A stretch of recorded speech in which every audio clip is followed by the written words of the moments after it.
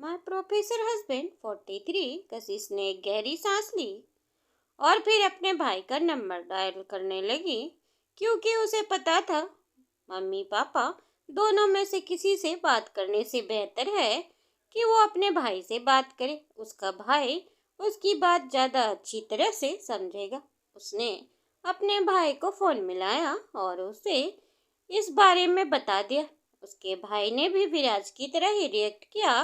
पहले तो थोड़ा गुस्सा किया, लेकिन फिर वो भी आने के लिए राजी हो गया। उसके बाद कशिश वापस कृतिका के पास आकर बैठी और उसके कंधे पर हाथ रखते हुए कहा, दीदी रोना बंद करो, सब ठीक होगा। क्योंकि कृतिका भी रो रही थी और कशिश के आते ही वो उसके गले लगकर रोने लगी और शालिनी दूसरी साइड पर बैठी हुई धीरे से कृतिका के कंधे पर थपकी दे रही थी और उसने कशिश की तरफ देखा और कशिश ने भी शालिनी को देखा। अभी तो शाम हो चुकी थी तो शालिनी को वापस जाना पड़ा, लेकिन विराज और विजय दोनों ही वहां पर आ चुके थे। बाकी के बचे हुए पैसे विराज ने जमा करवा दिए थे और जैसे ही कृतिका को इस बारे में पता चला, उसने विराज को बहुत ही एहसान भरी नजरों से देखा, लेकिन सबके सामने वो कुछ भी बोल नहीं पाई क्योंकि उसकी आंखों में शर्मिंदगी थी। विराज से वो नजरें भी नहीं मिला पा रही थी। विराज भी कृतिका से बात करने में या एहसान जताने में कोई खास इंटरेस्टेड नहीं था, इसीलिए वो आगे कशिश के पास आया और उसने कहा, कशिश चलो हम घर चलते हैं, यहाँ पर और लोग हैं। कृतिका और उसके भाई विजय की तरफ देखते हुए विराज ने कहा। तो दोनों भाई बहन आपस में कुछ बात कर रहे थे। कशिश ने पीछे मुड़कर अपनी बहन की तरफ देखा और वो कुछ बोल पाती उससे पहले कृतिका ने कहा, हाँ कशिश, थैंक यू सो मच, तुमने मेरी बहुत हेल्प की, लेकिन अभी तुम जाओ और तुम्हारा भी अपना ससुराल है। अगर तुम वहाँ नहीं जा पाओगी तो वहाँ से लोग भी तुमसे सवाल करेंगे। मैं ठीक हूँ, डॉक्टर ने बोला है कल सुबह तक ऋषभ को होश आ जाएगा, अभी उसकी हालत स्टेबल है। कृतिका ने कशिश को इतना बताया तो कशिश ने कहा, दीदी मैं रुक सकती हूँ थोड़ी देर और। उसने फिर विराज की तरफ देखा। कृतिका ने मना करते हुए कहा, नहीं कोई बात नहीं, तुम जाओ, चाहो तो कल फिर आ जाना, ऋषभ ने भी मिल लेना। कशिश ने हाँ में अपना सिर हिलाया। उसने अपने भाई बहन दोनों को बाय बोला और विराज के साथ वहां से निकल गई। कशिश हॉस्पिटल के गेट पर पहुंची ही थी कि हॉस्पिटल के गेट पर उसके मम्मी पापा मिल गए। उन दोनों ने कशिश की तरफ देखा, विराज भी उसके साथ था। तो उन्होंने, कशिश तुम कृतिका के चक्कर में मत पड़ो, वो तुम्हें भी अपने जैसा बना देगी और जो कुछ भी उसने किया है हम वो भूल नहीं सकते। उसकी वजह से ही तुम्हारी जिंदगी खराब हुई है।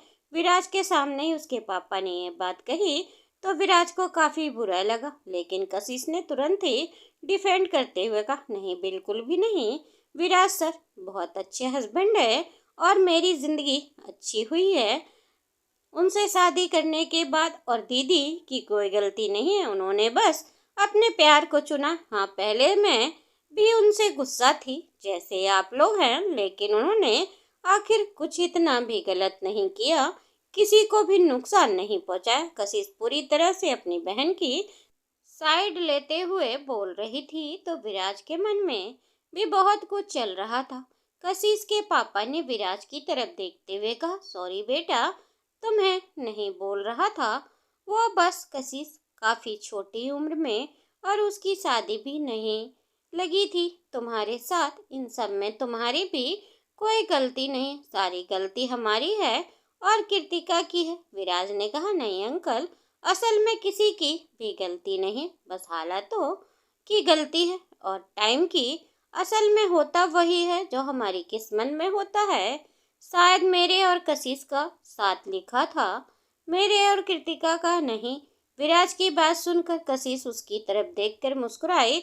उसने विराज का हाथ पकड़ा और कहा, मम्मी पापा मैं बहुत खुश हूँ विराज सर के साथ, आप प्लीज मेरी टेंशन मत लीजिए और दीदी को माफ कर दीजिए, वो उनके हालात बिल्कुल ठीक नहीं हैं, गुस्सा करके भी क्या बदल जाएगा। कशिश ने बहुत ही समझदारी दिखाते हुए कहा। तो उसकी माँ ने कशिश का माथा चूमते हुए कहा, मेरी बेटी तो बहुत बड़ी और समझदार हो गई है शादी के बाद से। ये बोलते हुए वो बहुत ही प्राउड लग रही थी।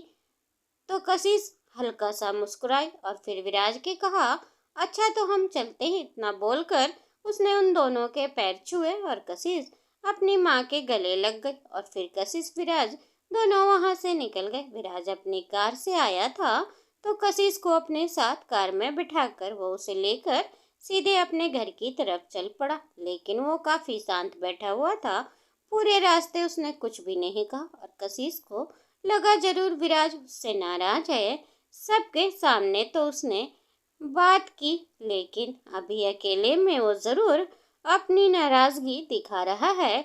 इसीलिए कशिश ने धीमी आवाज में कहा, आई एम सॉरी ना, प्लीज मुझे माफ कर दीजिए। मैंने जानबूझकर नहीं किया, मुझे अर्जेंट जाना पड़ा। दीदी बहुत रो रही थी कॉल पर। मैंने जब एक्सीडेंट का सुना तो आप सुन रहे हैं ना।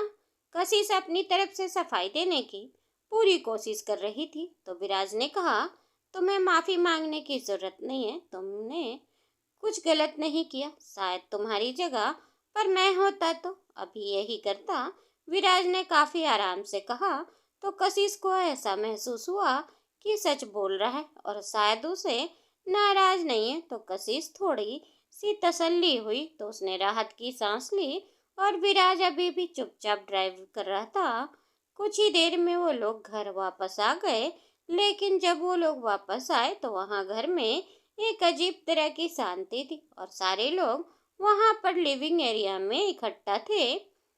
विराज के मम्मी पापा, चाचा चाची और उनके बच्चे भी वहां पर थे। स्वाति और विशाल विराज कशिश के साथ घर के अंदर आया। वहां पर सब लोग थे और कशिश ने अंदर आते हुए नोटिस किया सिर्फ नेहा वहां पर नहीं थी। तो उसने अपने मन में कहा, यहाँ सब लोग ऐसे क्यों बैठे हैं, जैसे किसी चीज का मातम मना रहे हों। इतनी शांति क्यों है? और नेहा को अब तक कमरे में बंद करके रखा है क्या इन लोगों ने? तो फिर स्वाति दीदी को क्यों कमरे से निकाल लिया? वैसे लग रहा है इन्हें सच पता चल गया। अच्छा ही है, कशिश अपने मन में कहा। और अंदर आते हुए विराज ने पूछा, पापा क्या हुआ? आप सब यहाँ पर ऐसे क्यों बैठे हैं? कोई प्रॉब्लम है क्या? विराज की आवाज सुनते ही उसके मम्मी पापा दोनों एक दूसरे की तरफ देख और उस वक्त उसकी चाची एकदम चुपचाप बैठी हुई थी। विराज की मम्मी ने उठ खड़े होते हुए कहा, कहाँ चला गया था बेटा तू? इतनी देर में क्यों आया? हाँ, तेरा कॉलेज तो जल्दी खत्म हो जाता है ना, और बहू भी तेरे साथ है। अच्छा, इसे कहीं घुमाने लेकर गया था क्या? विराज की माँ ने ये सब कुछ पूछा तो कशिश और विराज दोनों थोड़ा सा अजीब फूल हुआ। दोनों ने एक दूसरे की तरफ देखा क्योंकि वो दोनों कृतिका से मिलकर आ रहे थे। ये बात भी वो दोनों अभी अपने घर वालों के सामने नहीं कर सकते थे क्योंकि उन्हें पता था कि उसके घर वाले कैसे रिएक्ट करेंगे। कृतिका का नाम सुनकर विराज की माँ की बात का कोई जवाब दे पाता उससे पहले ही विराज के पापा ने आगे आते हुए अपनी पत्नी से कहा, क्या तुम भी कैसी बातें कर रही हो बेटा? जो पूछ रहे हो वो बताओ। अभी वह सारी बातें जरूरी है क्या? ऐसे माहौल में अपने पापा की बात सुनकर विराज समझ गया कि जरूर कुछ बड़ी बात है। इसीलिए उसने अपने पापा से पूछा, क्या हुआ पापा? आप ही बता दीजिए। माँ की तो आदत है, वो इधर उधर की बातें कुछ ज्यादा ही करती। कशिश को भी अंदाजा हो गया था कि कुछ तो बात है।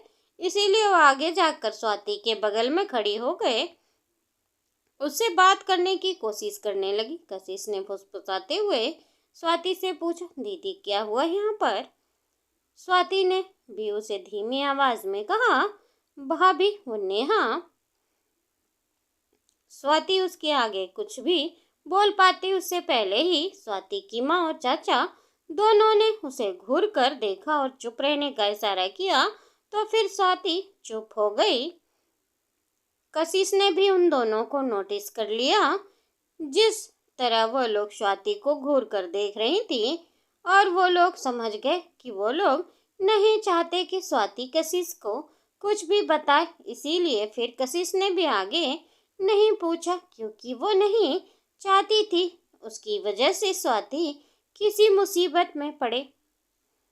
लेकिन विराज के पापा ने उसकी बात का जवाब देते हुए कहा, बेटा नेहा घर में नहीं है, कल जो कुछ भी हुआ था उसके बाद तुम्हारी माँ और तुम्हारी चाची दोनों ने उसे कमरे में बंद करके रखा था, और स्वाति को भी। लेकिन स्वाति तो अभी भी घर पर है। लेकिन नेहा अपने कमरे से भाग गई, उसके कमरे की खिड़की खुली हुई थी और वो पीछे के रास्ते से भाग गई।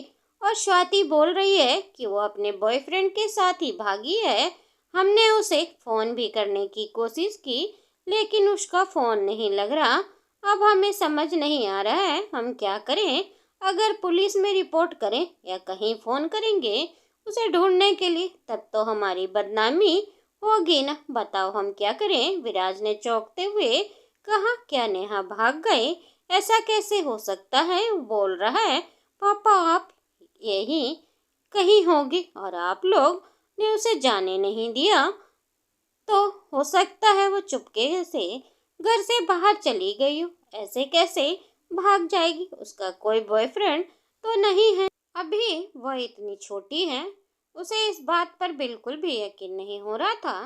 तभी उसकी माँ ने कहा, यह सब मानसी की वजह से हुआ है। वो हमेशा मेरी बेटी पर इल्जाम लगाती रहती थी और अपनी बेटी को इतनी छूट दे रखी थी उसने। ये तो होना ही था। विराज की चाची ने मायूसी से नजर उठाकर अपनी जेठानी की तरफ देखा और कहा, दीदी ऐसा सिर्फ आपको लगता है, मैंने उसे कोई छूट नहीं दी थी। अपनी बेटी को लेकर बहुत ज़्यादा स्ट्रिक्ट थी, जैसे बाकी बच्चों के साथ।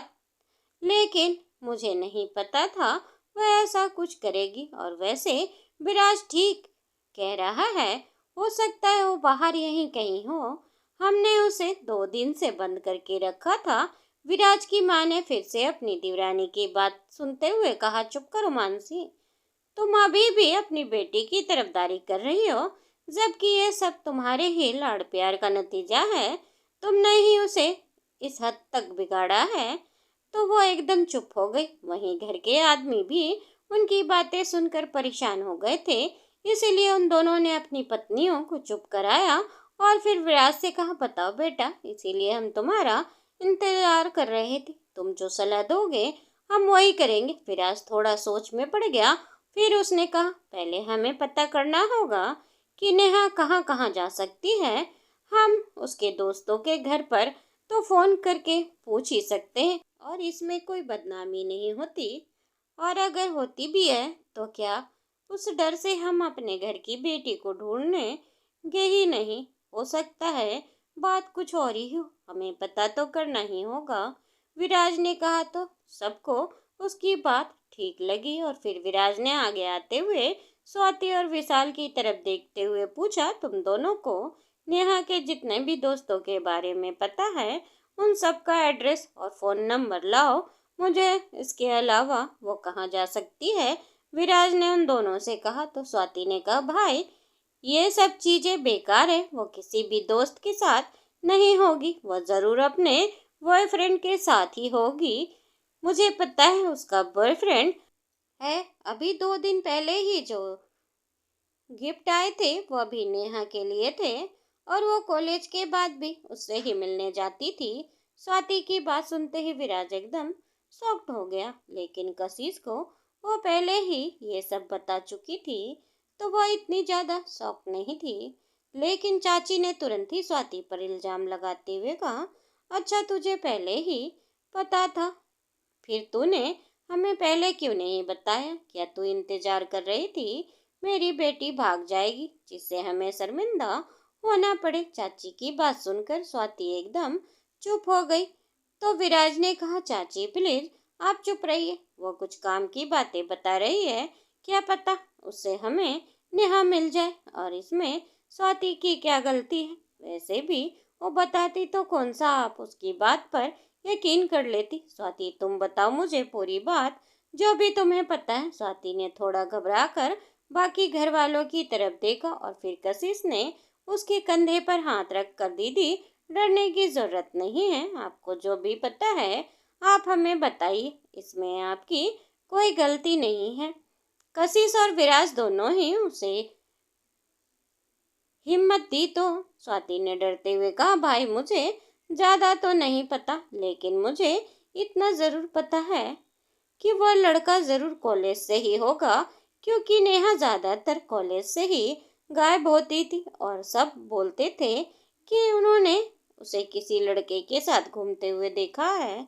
लेकिन मैं उन लोगों की बात पर भरोसा नहीं करती थी, क्योंकि मुझे अपनी बहन पर भरोसा था। लेकिन अब उसने वो भरोसा तोड़ दिया है हम सबका, स्वाति ने एकदम से कहा।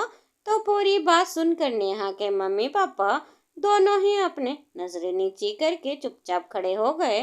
विराज ने विशाल की तरफ देखते हुए कहा, विशाल तुम चाचा जी के साथ जो जितने भी नेहा के दोस्त हैं उनके घर पर पता करो और मैं उसके कॉलेज जाता हूँ। इतना बोलकर विराज वहां से जाने लगा तो कशिश ने पूछा, मैं भी आपके साथ चलूं क्या? विराज ने कहा, नहीं तुम यहाँ घर पर ही रहो। विराज वहां से जाने लगा तो कशिश उसे रोकते हुए कहा, एक मिनट रुकिए, मुझे भी आपको कुछ जरूरी बात बताना है नेहा से जुड़ा हुआ। लेकिन अकेले में कशिश की बात सुनकर सारे घर वाले उसकी तरफ देखने लगे, लेकिन विराज उसे चुपचाप साइड में लेकर चला गया। दोस्तों उम्मीद करती हूँ आपको ये कहानी पसंद आई होगी। कहानी पसंद आई हो तो वीडियो को ज़्यादा से ज़्यादा लाइक करें और हमें कमेंट करना ना भूलें। और हमारे चैनल पर नए हों तो चैनल को सब्सक्राइब करना ना भूलें। बेल आइकन दबाएं जिससे मेरी वीडियो की फ्री नोटिफिकेशन आप तक पहुंचती रहे। धन्यवाद दोस्तों।